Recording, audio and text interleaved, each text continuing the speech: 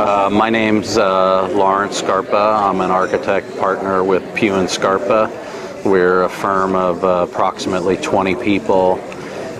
We do a whole variety of different work. We basically will do anything. We'll do a doghouse if you let us do it well.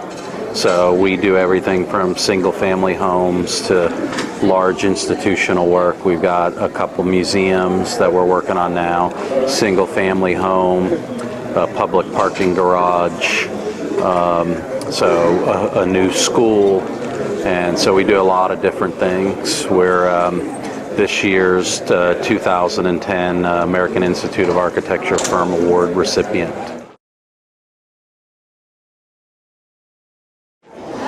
What is architecture? Yeah, I know, that's a tough question. It's a broad question that you could answer a lot of different ways. I think architecture is really about people. It's like for people, and it's unlike anything else where you're actually making places for people.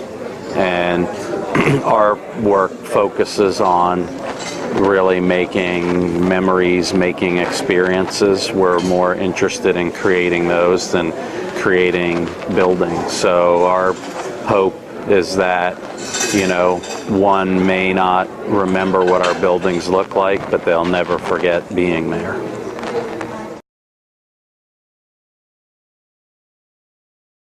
Yeah, I think the role of the architect today is really diminished, and it's been diminishing over time for 1,000 years or more. There was a point where architects were not just the architect, but the artist, the builder, the urban designer. We did everything, and then slowly over time we became more risk averse. We didn't want to take chances, and so contractors and engineers now do a lot of things that architects used to do. I think, in my opinion, we're best suited to do all of those kind of things. And I think we need to change how we educate younger students for more collaborations. When I went to school, it was just seen not good to collaborate with other people. It was you were seen as a failure as an architect if you were not a good designer. And I think our profession is so big, it's so complex, it requires a lot of skills that we're good at, but we're not really trained to do very well. I think there's just a perception that we need to be designers, and I think things like materials and methodologies, construction technology, project management, rendering theory. There are a whole host of things, acoustics, lighting, that architects are great at doing, that we need those skills, and I think it's okay to do those and be good at them. You don't always have to be the designer to be great as an architect, and I think until we need a real paradigm shift in education, and until that happens, I think our role is going to continue to diminish.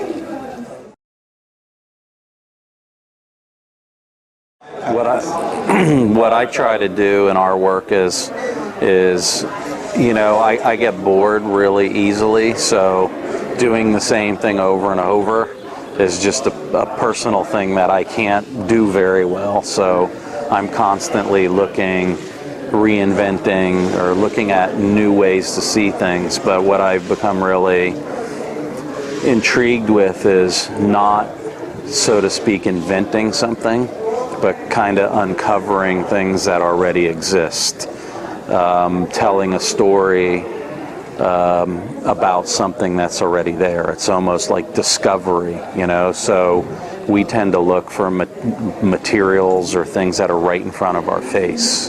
For example, this cloth, how could it be used as a building material?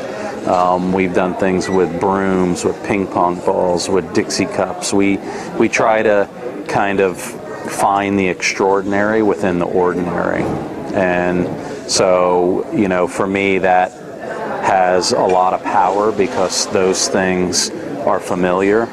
I think about like what Venturi wrote in Complexity and Contradictions, when he said a familiar thing seen in an unfamiliar way becomes both perceptually old and new at the same time. So there's a story already embedded there that you don't have to invent.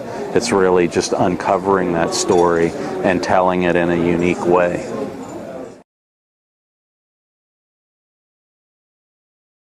Yeah, I think networking's important because it makes things available to you that you wouldn't otherwise do so. But I think collaborations are more important, and as a profession, we just haven't done enough of that.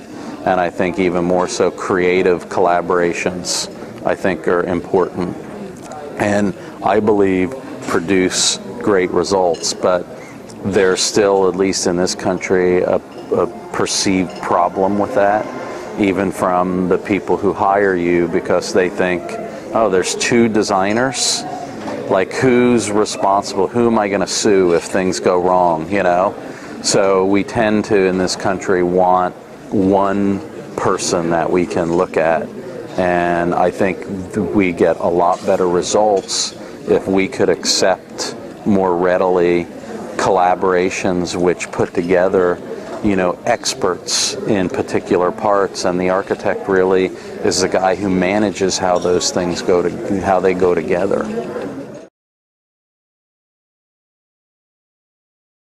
Well, I have particularly embraced the computers. I mean, I don't know, when I went to school, I never used the computer. They just weren't, they were on the tail end, you know, but well, I remember one big 8-inch floppy disk. There were no even three-dimensional programs, but I use it a lot. And I just think it's another tool. It's like anything else, you know, you can make the argument, God, we're not drawing on linen anymore. The profession's going to be ruined, you know. The Xerox machine, it's going to ruin the profession because you don't draw anymore, you know, and it's just a tool. So tools need people who think behind them. Tools don't do the work for you. They just help you produce it in a way. So you can't eliminate the person, or you can't separate them from the tool, but it allows you to do amazing things, you know. And I remember one time talking to a client on the phone, right, and she was talking quite a bit, and she was telling me about her office. She wanted to remodel. So I went online while I was on the phone, and there was a picture of her facade. You know, it was a city building. So while I was on the phone, I just downloaded it, put it in Photoshop and stuff, and I did a rendering of her facade in 15 minutes, and I emailed it to her while we were on the phone. And I said, open your email. And she opened it, and it was like silent. And she was like, all of a sudden realized, she's like, that's my building, you know?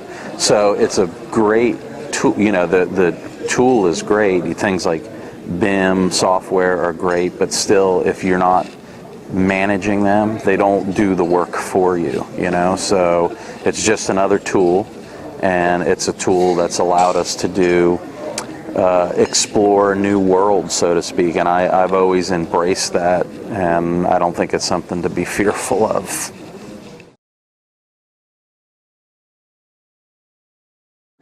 Well, what I would recommend is for the person to, I think the best architects are the ones that follow their heart or what they want to be, you know, and I think the profession is really big and wide open. So I would say there's going to be a lot of people out there telling you what to do, telling you, you know, what you need to be, design buildings. But if you're good at, you know, numbers, you should be looking at project management and really dive into it. So don't be dissuaded or persuaded by other people who tell you what to do. It's a big field. And so I always tell my students to embrace what you love, you know, and don't worry about some of the other things.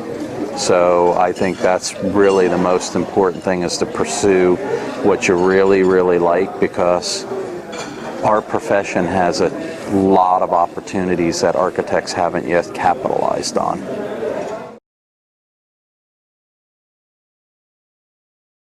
Yeah, I mean, for me personally, I sort of started my practice from scratch. I worked for some very well-known architects. I worked for Paul Rudolph in New York. I worked for Holt Hinshaw Fow Jones when we were winning all the PA awards, and I just wanted to do my own thing. But with that, I really started all over. So it's taken me 20 years to become an overnight success, and I've had a lot of struggles, and I still do. Even to this day, I practically beg my clients to hire me, and because it's a world of specializations for clients. Like if you want to do a hospital or a museum or whatever project, they want to know how many have you done. So I've not really done much of any of those, but I've done some of all. And so it's a lot of work to build a practice when you just start on your own. But if you stay with someone, you're cutting years off your sort of life in architecture, so to speak. So if someone has 20 years of experience, you can jump into that and ride that and help build that and change it. But it has struggles too, because then you're trying to change the way people have been used to seeing that person do work. So I don't know, it's a personal thing. For me, it was just, I didn't know any other way but to just start from zero.